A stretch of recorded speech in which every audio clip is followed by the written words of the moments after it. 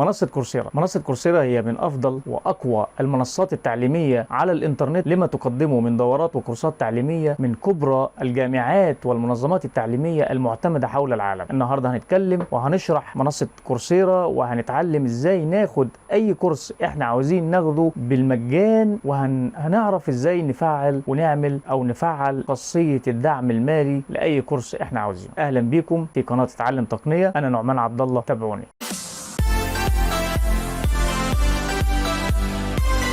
النهارده شرح كامل عن منصة كورسيرا، المنصة الأولى على العالم في كورسات والتعليم عن بعد. المنصة دي يا جماعة فيها كنوز تعليمية ويعني دورات هتفيدك جامد جدا جدا جدا عشان تتعلم. دلوقتي في 2022 كورسيرا دي بقت حاجة يعني لابد منها علشان تتعلم اللي انت نفسك فيه وحابب ان انت يعني تزود بيه معلوماتك علشان المجال اللي انت شغال فيه او اللي انت بتدرسه وعاوز تفهم اكتر فيه او عاوز تقدم في شغل معين ومحتاج تفهمه. فالكورسيرا موقع يعني هو موقع عالمي طبعا، وهندخل وهنشوف ازاي هنتعامل مع الموقع. هندخل على الموقع زي ما احنا شايفين كده، هندخل على متصفح جوجل وهنكتب كورسيرا، دوس على بحث، هتجيلنا زي ما احنا شايفين كده اول بحث، وهيجي كده في اليسار كده هتلاقي كورسيرا شركه. كورسيرا هي شركه تعليميه عبر الانترنت ربحيه توفر مساقات هائله مفتوحه انشاها مدرسون من جامعه ستانفورد. تعمل كورسيرا مع جامعات عالميه على طرح مساقاتها التعليميه عبر واجهه كورسيرا لاداره النظم التعليميه. وصل عدد المسجلين في مساقاتها في اكتوبر 2013 الى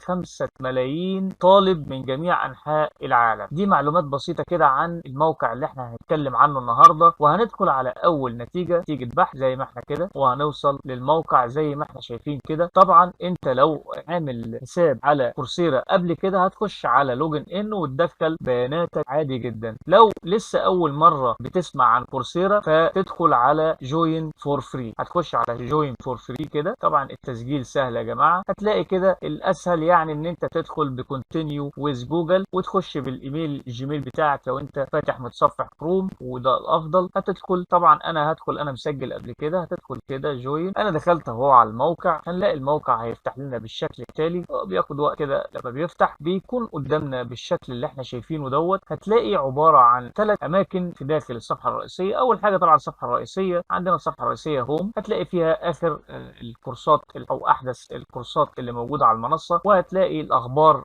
كورسيرا، وهتلاقي يعني تفاصيل الحديثه في الموقع عموما.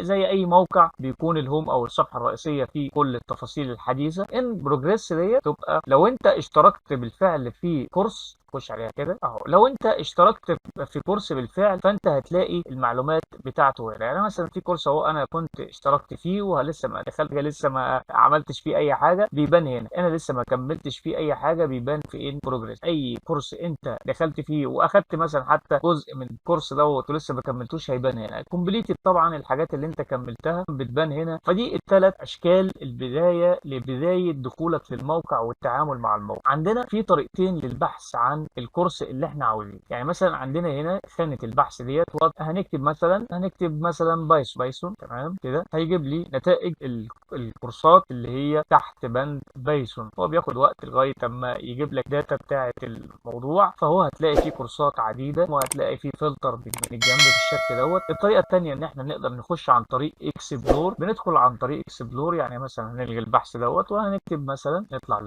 تاني كده وهندوس على اكسبلور، هتلاقي ظهر لك بالشكل التالي. احنا مثلا هنقول تيك افري كورس، فهدوس على تيك افري كورس، فهدوس كده يجيب لك الكورسات المجانيه. خلاص انت كده بتبحث عن الفري. هتشوف بقى المجال اللي انت حابب تاخد فيه الكورس. في هنا مثلا في شومر اهو، تمام، عندك الارت اند، في الداتا ساينس، في لانجويج ليرنينج، في الفيزيكال ساينس اند انجينيرنج، بزنس، هيلث، ماث اند لوجيك، عندك سوشيال ساينس، كمبيوتر ساينس، انفورميشن تكنولوجي، بيرسونال ديفلوبمنت، كومنت. كل دوت انت تقدر تبحث فيه كفلتر عشان يجيب لك الحاجه اللي انت بتدور عليها. عندك السكيلز، ده فلتر تاني بتقدر تعرف منه، تختار منه الفلتر اللي انت حابه. مثلا عاوز مثلا يعني تختار مثلا ادوب فوتوشوب ادفيرتايزنج، تختار يعني الحاجه اللي انت حابب تعلمها داخل كارير او المجال اللي انت اخترته. طبعا عندك الليفل دوت، المستوى اللي انت بتختاره انت، يعني المستوى بتاعك هل بيجنر مبتدئ ولا متوسط ولا ادفانسد محترف او متقدم، وفي المحترف ميكسد او ميكسد يعني اللي هو المحترف على المبتدئ. وعندك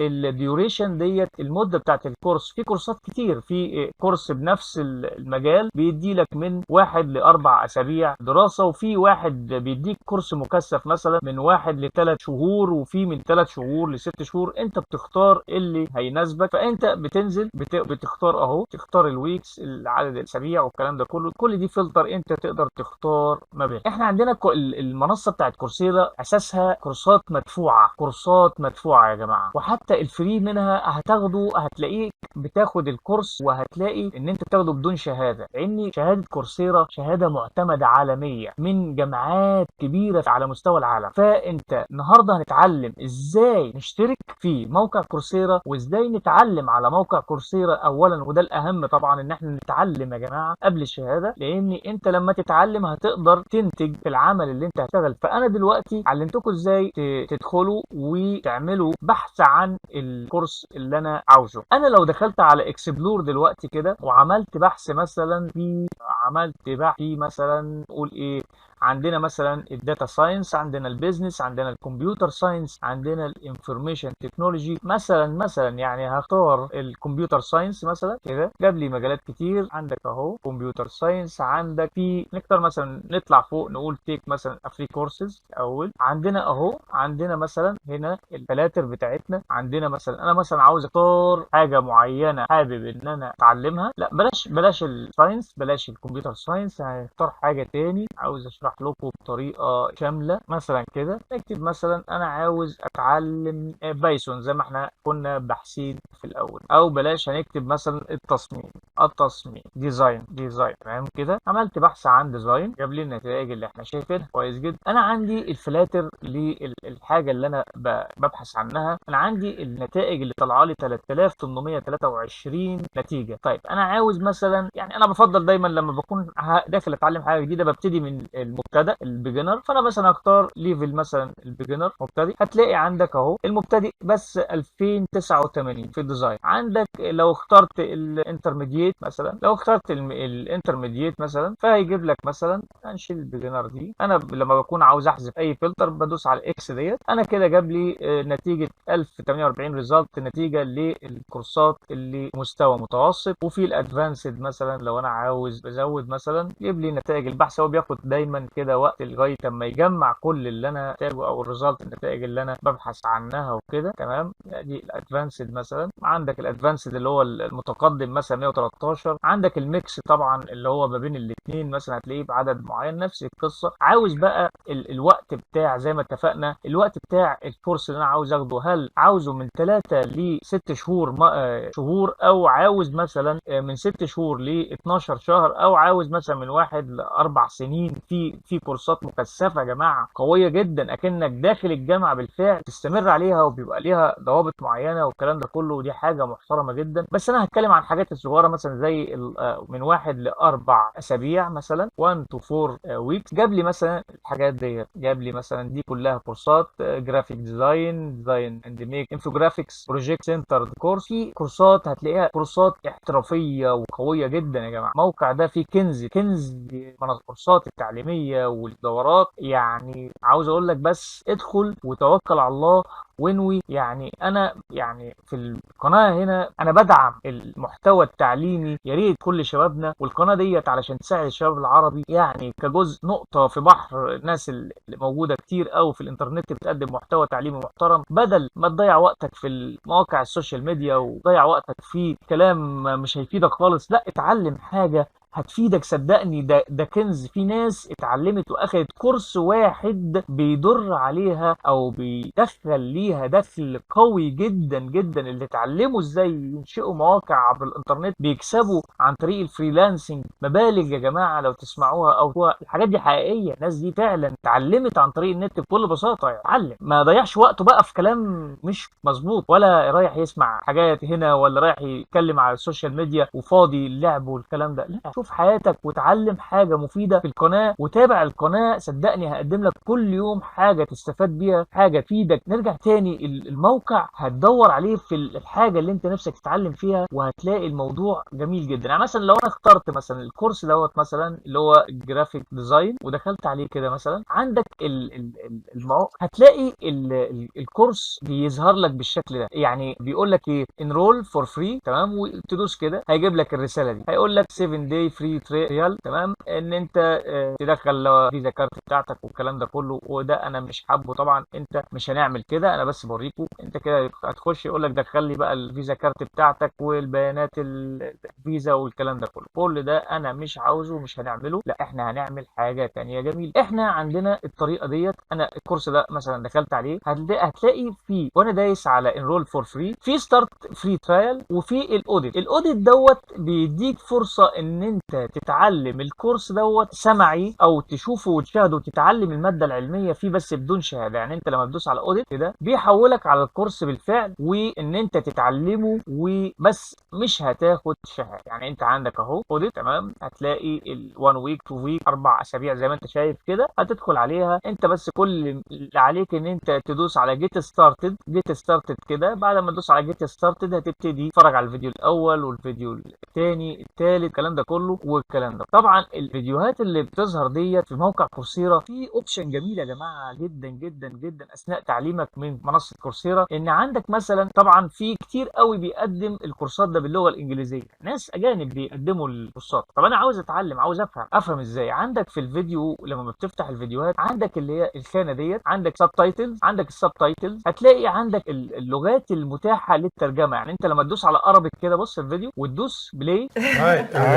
بص هتلاقي حسنا الترجمه شغاله Welcome اهي. to Effective Communication. I'm Quentin McAndrew, and I'm going to be teaching you about business. تمام اهو كده. انا مش شغل الصوت يعني علشان نشغله من غير صوت، بس عشان ساعات لما بيطلع في الفيديو في حقوق طبع ونشر وكده. هتلاقي شغال، بص الترجمه، مرحبا بكم في الاتصال فعال. هتلاقي بتفهم في الكورس، بتتفاعل معاه وتفهم هم بيقولوا ايه. في حاجه اجمل من كده كمان، ان انت بتنزل تحت كورسيرا بتعمل حاجه جميله جدا جدا، ان عامله لك الترانسكريبت بتاع الفيديو. في كل الكلمات اللي اتقالت داخل الفيديو دوت موجوده تحت الفيديو. ممكن تاخدها كوبي وتروح على ترانسليت، جوجل ترانسليت، وتترجم الكلمات ديت وتبتدي تفهم كل كلمه اتقالت في الفيديو. وبكده تبقى انت فهمت الفيديو اللي داخل الكورس وفهمت كل معلومه فيه. حاجه محترمه جدا يا جماعه. انا دلوقتي خلاص فهمت الجزئيه دي ودخلت جوه الفيديو وعملت الاوديت. انا عاوز مثلا اتعلم وبس والكلام ده كله. طيب انا دلوقتي هرجع تاني ونرجع للريزلت بتاع الديزاين. اوكي،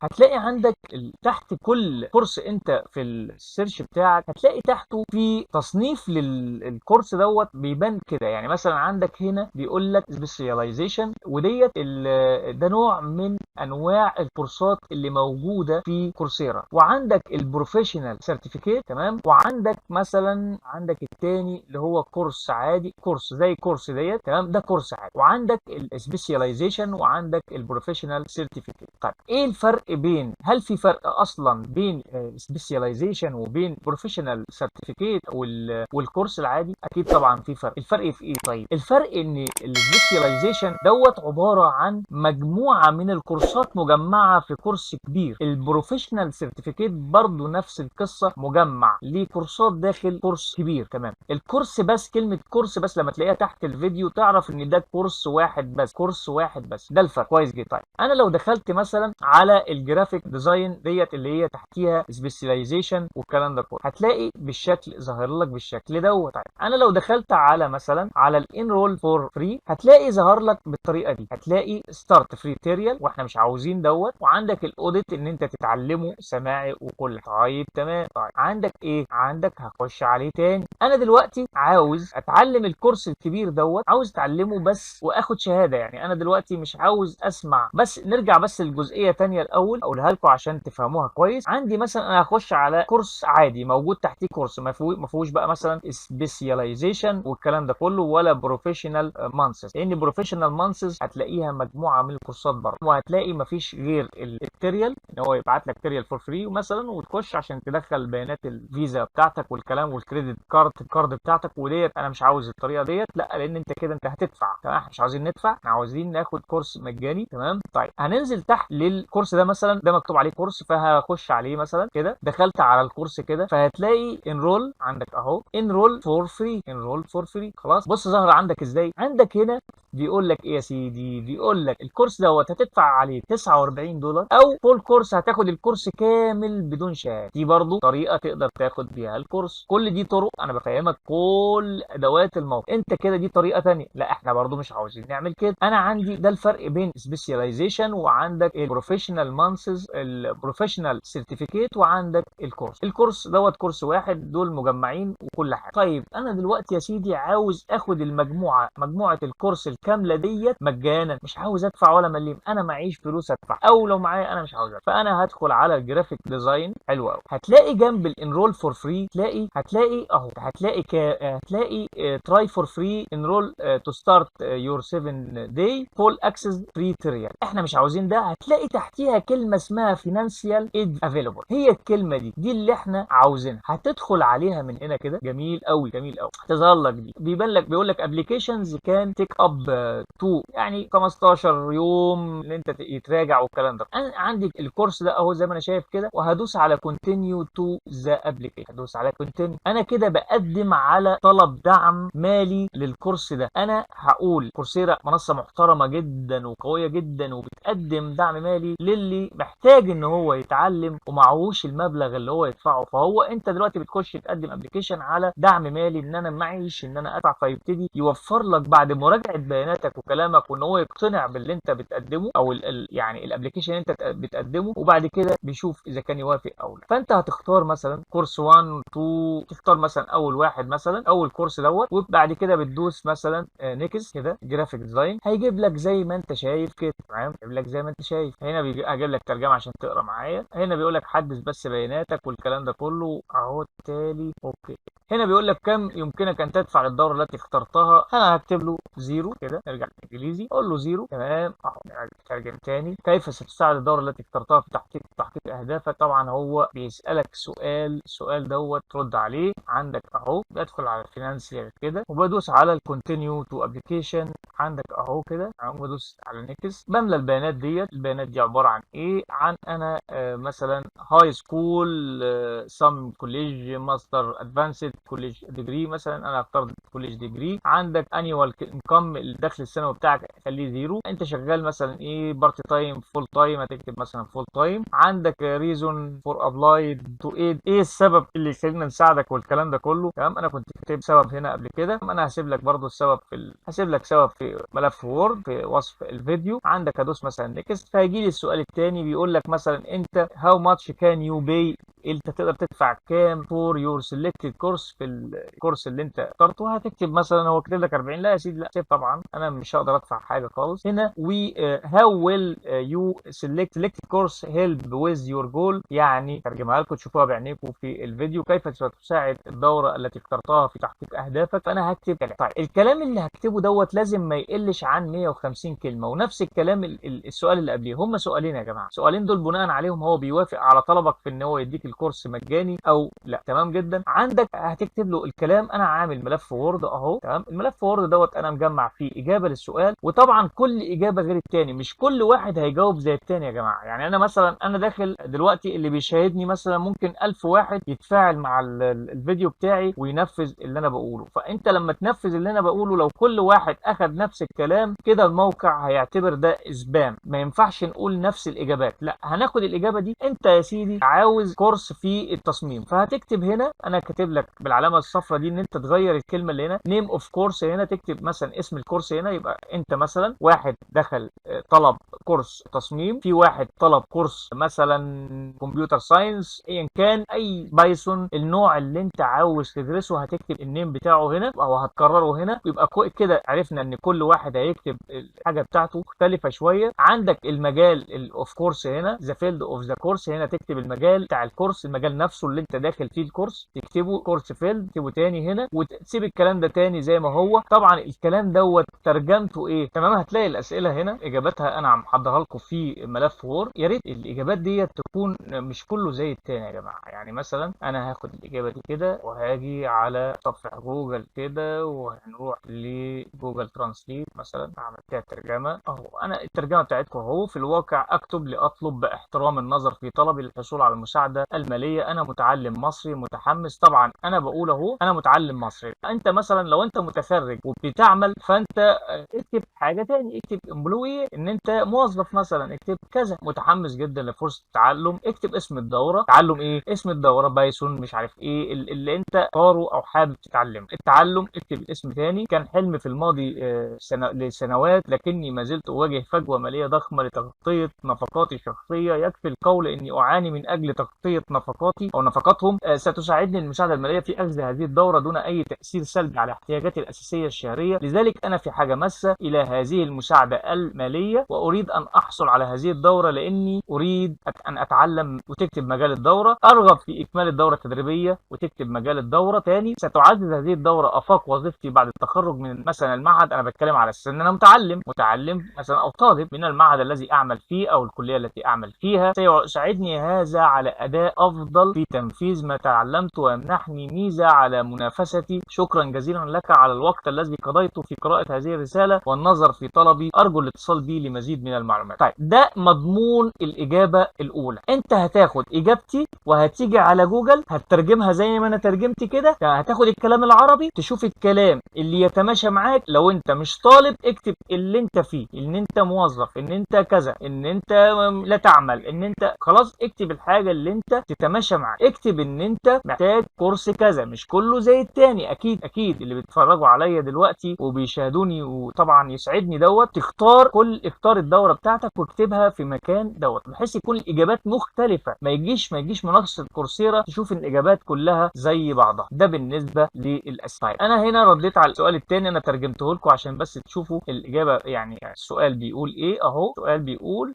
كيف تساعد الدوره التي اخترتها في تحقيق اهدافك. هتساعدك في ايه يعني الدوره ديت لما انت تاخدها تحصل عليها والكلام ده. انت تكتب الكلام دوت وطبعا لازم ما يقلش عن 150 كلمه. التيرمز اند كونديشنز طبعا تتعلم عليهم. هتيجي هنا I agree on the terms above. طبعا هتاخدها كده كوبي زي ما هي نسخ كده وهتحطها لزق هنا وتتاكد ان علامه الكتابه موجوده جنب حرف الاي كده. خليها زي ما هي كده. ما تدوس بالكيبورد على اي حاجه وتكتب وتدوس على بعد كده ايام نوت ارابط. وطبعا تكون كاتب الاجابه هنا. هيتبان لك الزرار دوت هيبان بتاع ريفيو وهتضغط هنا وهيقول لك قدامه 14 يوم على ما يراجع طلبك ان هو يوافق عليه. وباذن الله يوافق عليه لو انت نفذت الطلب الخطوات بتاعتي زي ما انا قلت لك بالظبط. منصه كورسيرا منصه محترمه تقدر تتعلم منها كتير. فيها كورسات كتير. عندك هنا اهو داتا ساينس، بيزنس، كمبيوتر ساينس، انفورميشن تكنولوجي. عندك اهو براوز كل الحاجه. ممكن اهو براوز اول سبجكتس. هنا اهو هيجيب لك كل حاجه تمام زي ما انت شايف كده. تكتب مثلا في البيزنس كمبيوتر ساينس. عندك البيرسونال ديفلوبمنت. عندك فيه انواع كتير من الحاجات اللي انت تحب تتعلمها. عندك يا سيدي في نقطه كنت عاوز اقول لك عليها تانية. ان مثلا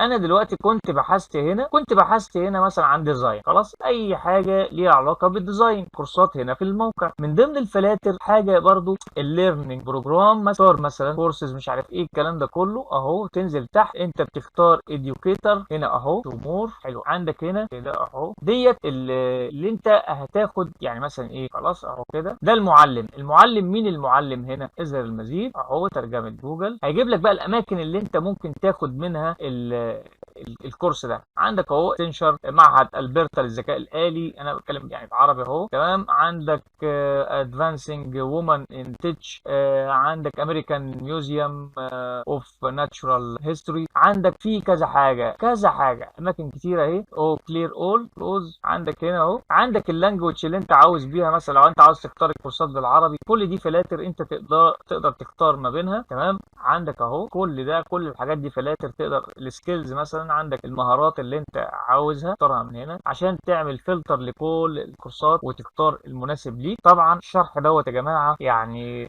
عصاره تعب وبحث في الانترنت، في المواقع كتير، وهنكملها في شرح منصات تانية تعليمية بإذن الله. احنا ابتدينا بكورسيرا، يا رب يا رب لو يعني الكورس دوت استفدت بيه ولو بمعلومة بسيطة، تقدر تعبي وتشترك في القناة، علشان ده بيبقى حافز كبير ان انا اكمل واقدم اكتر، وتدي لايك للفيديو طبعا لو عجبك، بإذن الله يعجبك، وبإذن الله هنكمل في تقديم المحتوى الهادف المحترم للمشاهدين او حابين اللي هم يتعلموا والكلام ده كله. احنا نتشرف ان احنا نقدم لهم معلومة احسن علشان تفيدهم في المستقبل. القناة دي قناتكم، شكرا ليكم، مع السلامة.